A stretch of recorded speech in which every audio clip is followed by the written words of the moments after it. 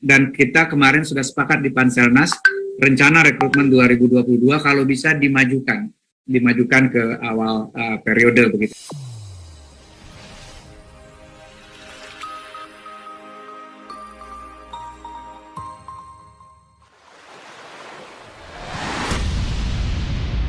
Assalamualaikum warahmatullahi wabarakatuh. Kali ini, kami akan berbagi informasi yang masih ada kaitannya dengan seleksi CASN P3K tahun 2022, dan termasuk seleksi P3K tahap 3 yang belum dilaksanakan. Langsung saja kita dengarkan. Kementerian PAN RB, silakan Pak. Terima kasih Pak Ketua. Rasanya apa-apa yang disampaikan oleh anggota Pansus itu beririsan dengan apa yang sedang kita kerjakan. Jadi Bu Evi tadi, Bu Ana, Pak Anjelius, Pak Zuhri memang concern sekali dengan tenaga honor, sama Pak kita juga concern sekali, dan kita sebetulnya making progress kan Pak ya, sudah lebih dari 1 juta ya, dan kemudian sudah lebih dari 25% ASN itu diangkat dari honorer. Jadi bukannya kita nggak making progress, dan memang deadline-nya 2023, mudah-mudahan kita bisa tuntaskan tahun depan ya.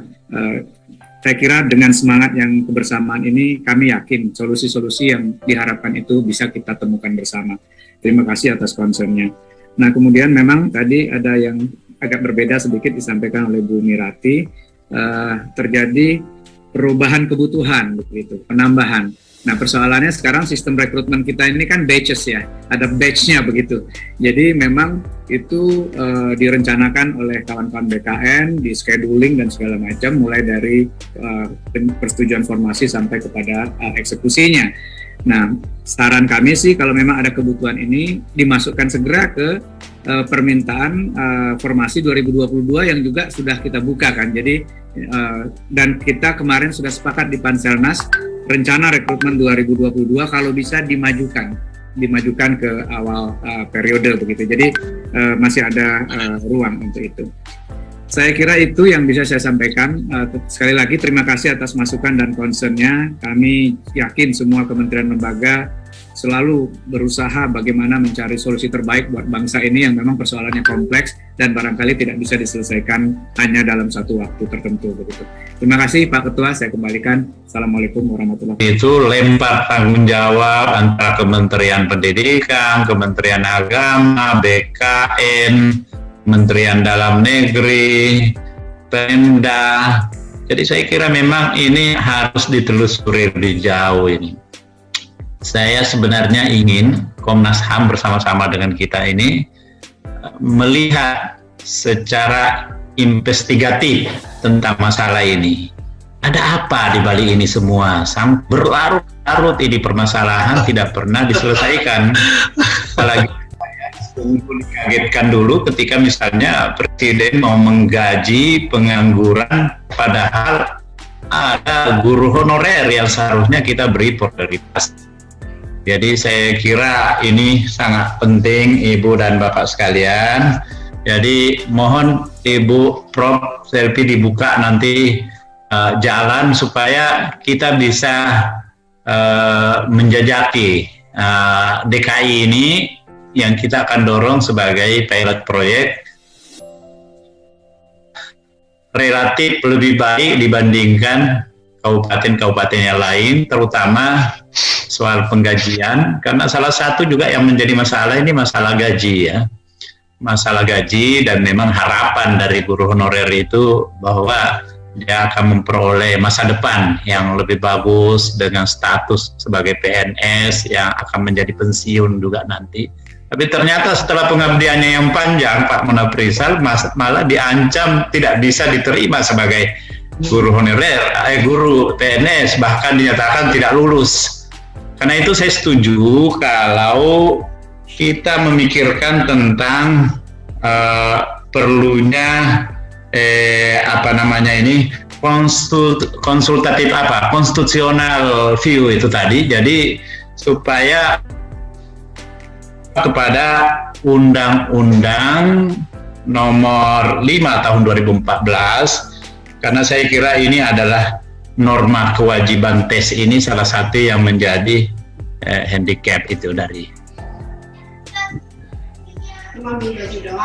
mungkin perlu kita lakukan constitutional review ke MK. Nah, dari teman-teman dari Komnas HAM ini, bagaimana kita memulai langkah ini, karena saya kira ini adalah langkah yang bisa kita lakukan jangka pendek.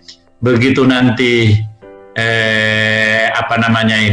pansus ini merekomendasikan itu, langsung kita rame-rame melakukan konstitusional review ke MK. Tadi saya sangat terkejut bisa mendengarkan pernyataan Pak Munafrizal bahwa ini adalah kezaliman negara kepada rakyatnya. Dan saya kira ini adalah memang susah dihindari penilaian yang seperti itu.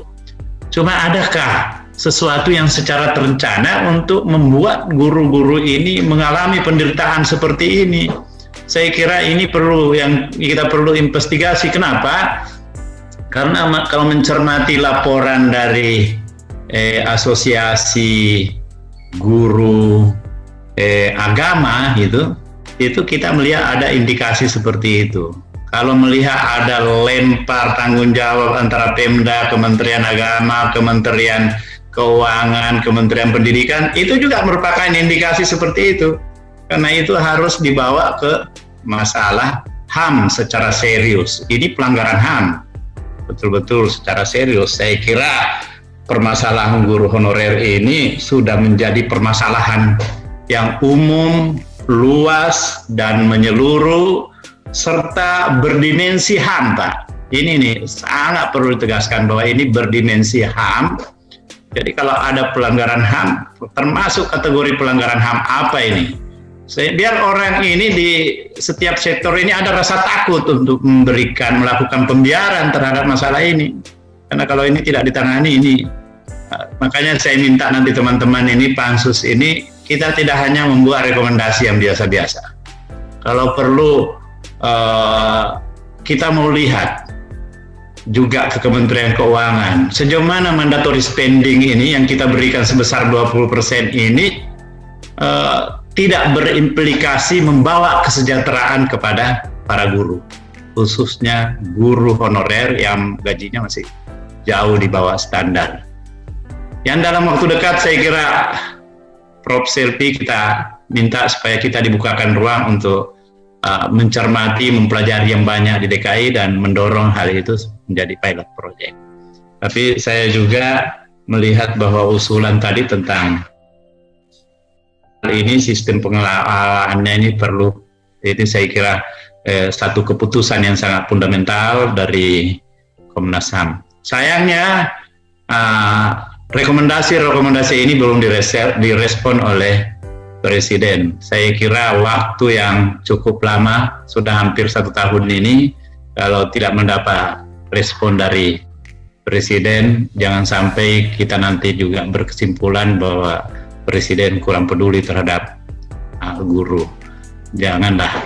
Kita berharap bahwa beliau adalah dengan segala permasalahan yang dihadapi bangsa ini, guru seharusnya cepat mendapatkan jalan keluar untuk permasalahannya ini.